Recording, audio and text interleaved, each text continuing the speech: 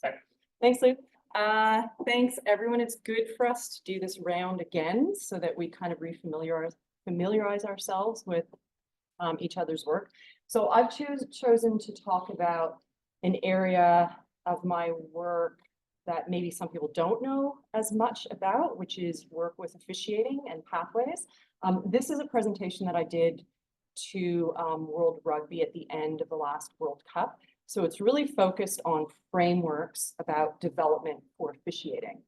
And it's work I've been doing with Juanita Weissensteiner, who's at New South Wales Office of Sport. So in terms of what we know about developing sports officials, what we've done is divided up the different levels of knowledge that we can work at. So we've got macro, meso, and micro. So if we start from the smallest level, the micro level, this is, and I should say overall, the area of research on sports officiating in general is small to begin with. What we know about development, we mostly know at the micro level, which is individual skills in a single sport. So things like specific training activities, factors that influence decisions and decision-making. So differences between experts and novices in practice activities, effects of crowd size and home advantage on yellow cards, factors that influence decisions, decision training as well. So this is our kind of our micro level, and of all of the research we have, it's probably mostly here. Then at our next level, which is meso level, this is where we look at the broader profile and capabilities. What are the demands overall, and just a broader level of what are the characteristics for expertise. Again, this can be for sport in particular, and it does tend to be at a specific sport level or a category of sport. For example, we talk about interactor officials who are have high demands in decisions and processing information, but also interacting with athletes. So typically you'd think of like a soccer referee. So this is our meso level, and we have things that, for example, help us organize our thinking around the different types of characteristics that are desirable for officials. So this is some work with Tessa Hoffman and Ralph Brand, where we're rejigging a previous cornerstone model and just looking at, again, organizing all of the abilities and characteristics and competencies that are necessary or required for, and this is in refereeing or interactor sports. So again, that's our meso level where we have a little bit more, where we have, and again, where we have very little is at the macro level. And this is where we consider multidimensional, that goes across sports, that can be catered to different sports and acknowledges factors that influence development and also supports all levels and all categories of officials. So I talked about the interactors. We also have monitors who typically would be someone like a gymnastics judge. So they have a lot of cues to process, but they don't have a lot of physical demands like fitness demands or interaction with athletes. And then we also have reactors who we are having fewer and fewer of those. That's being taken over a little bit by technology, but that would be reacting to one specific stimulus for one response. So your typical example of that would be a tennis line judge. So what we're looking at the macro level, again, is supporting all of those different types of officials and acknowledges all the different factors that influence development. So that's where Juanita and I are looking to develop this framework. We're adapting, as we do often in officiating research. We use the research in athletes, less so coaches, more so athletes, and we adapt it to officials. So what we've done here is adapted the FTEM and the 3DAD to officials as the FTEM-O and the 3DOD. And so I'll go through both of those, what they look like, how you use them together, and then some steps of how we use them and an example of sports that have done this, a sport that has done this.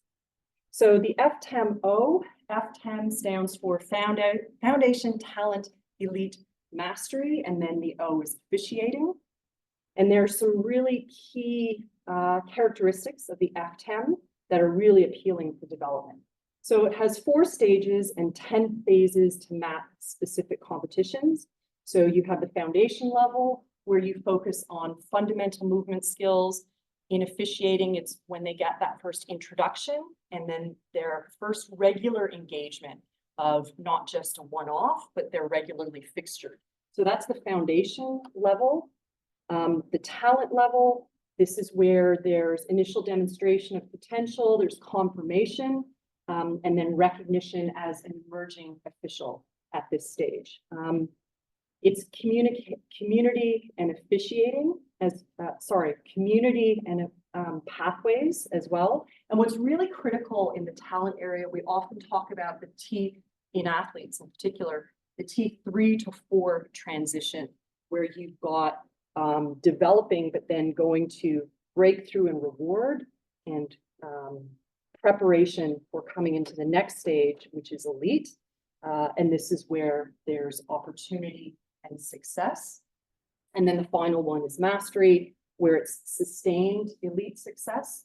So this might be regularly officiating at World Cups, for example. So those are our stages, the FT, the E, and the M. And then some other features of the FTEM is that it has 2 pathways. It acknowledges that you have community officiating and also officiating excellence. So there are expertise is not just officiating at the expert level of athlete. You can be an expert official officiating at the community level, but you simply don't want necessarily that commitment or whatever the reasons are. You may want to stay in the community officiating pathway. And so again, it acknowledges the community and the officiating excellence pathways, also the different formats of sports. So for rugby, you might think of 7s, 15s, wheelchair, and beach. And also the traditional and the modified formats in both community and officiating. It also is not linear. So the idea here is that you can skip levels, you can go up and down, you can retire from the elite level and go into the community pathway. So accommodates varied progressions and nonlinear development. What the FTEM is really good for is helping to identify benchmarks, and those can be linked to competition levels. So you can link them to the competition levels of the athletes. But this alone does not help you in the development, the specific development and the development activities of your officials or athletes. And so the tool that really helps define the pathway is the 3DOD. So again, this is adapted from the 3-dimensional athlete development model into the 3-dimensional officiating development model. And this is what makes it a really macro framework. So it captures the 3 dimensions of development, the individual officials' profiles, that is our micro level, and then the environmental support and the systems support.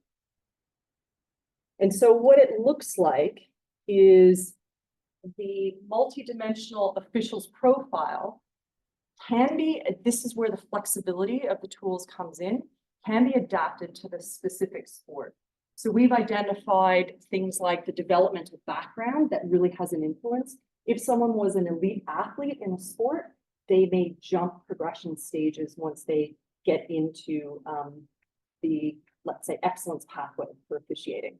Physicality, knowledge, effective and consistent officiating skills, personal excellence. So these are things like the goal setting type of areas, self-regulation and mindset.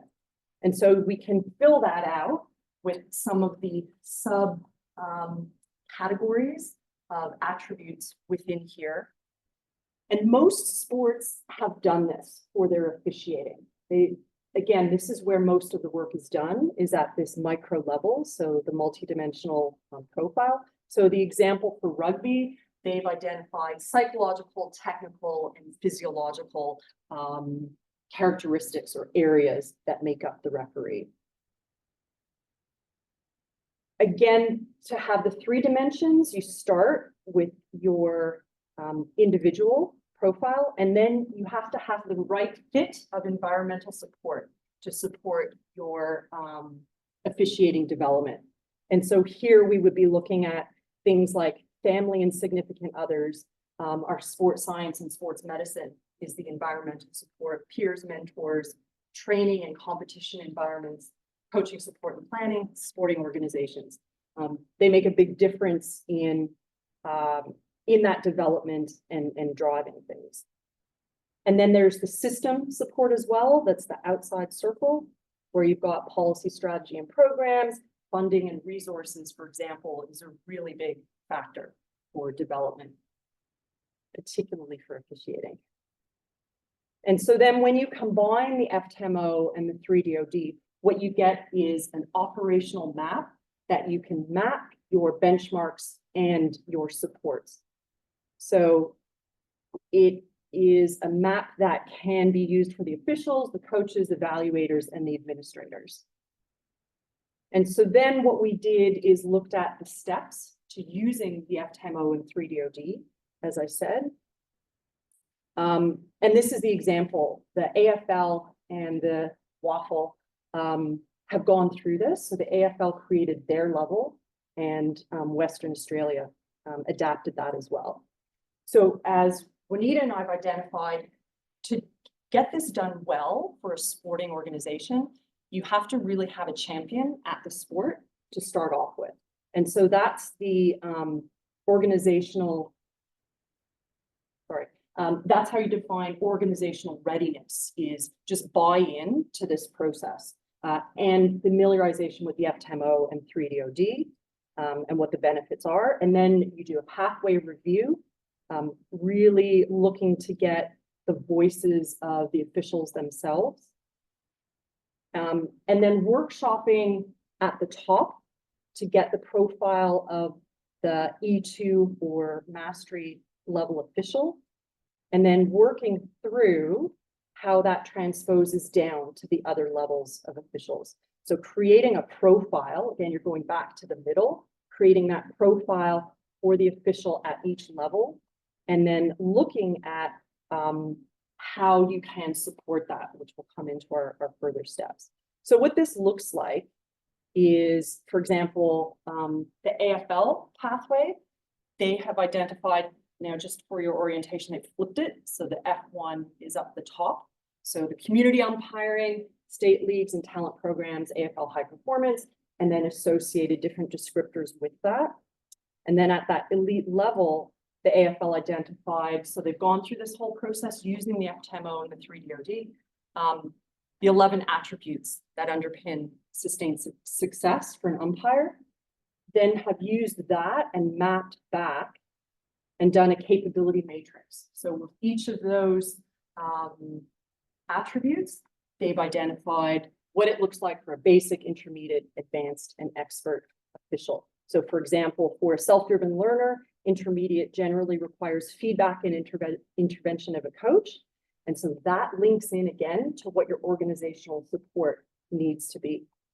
Whereas advanced, it's proactively identifying and seeking resources. So that again drives that there may be less support needed for that characteristic at that level. So then using this, your next step again, transposing from the E2, that elite profile, down to the next levels. Western Australia then took what happened at the elite, at the AFL level, and then defined for themselves. This is what a foundation umpire looks like. This is what their regular training environment is. And they've identified active umpiring and commitment to umpiring. So you've got your participation and aspiration. So again, this recognizes that you have different motivations within that population, some who want to progress and some who don't. I can't remember why I have a circle there.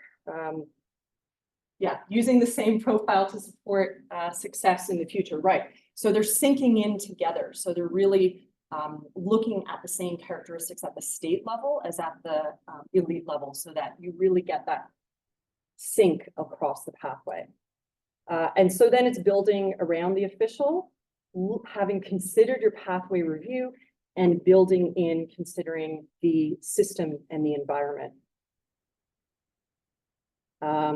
Looking at the foundation opportunities and talent selection, confirmation, development, and the high performance strategy.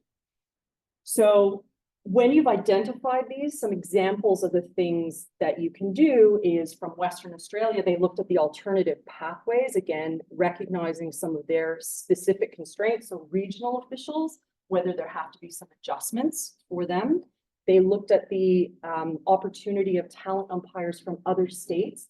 And if they are looking at the same AFL characteristics and benchmarks, then it's an easier transition for them, and that's an opportunity. And they also identified an informal partnership with athletics, WA, to promote opportunities. So they specifically looked at the boundary umpiring requirements and saw an opportunity to sync the on and off seasons and bring them in to recruit them. And again, that characterizes that you're looking at all types of officials, not just, you know, your main official.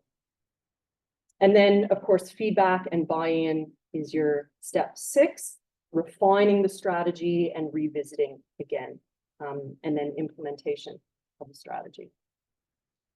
And ongoing evaluation, of course, and review.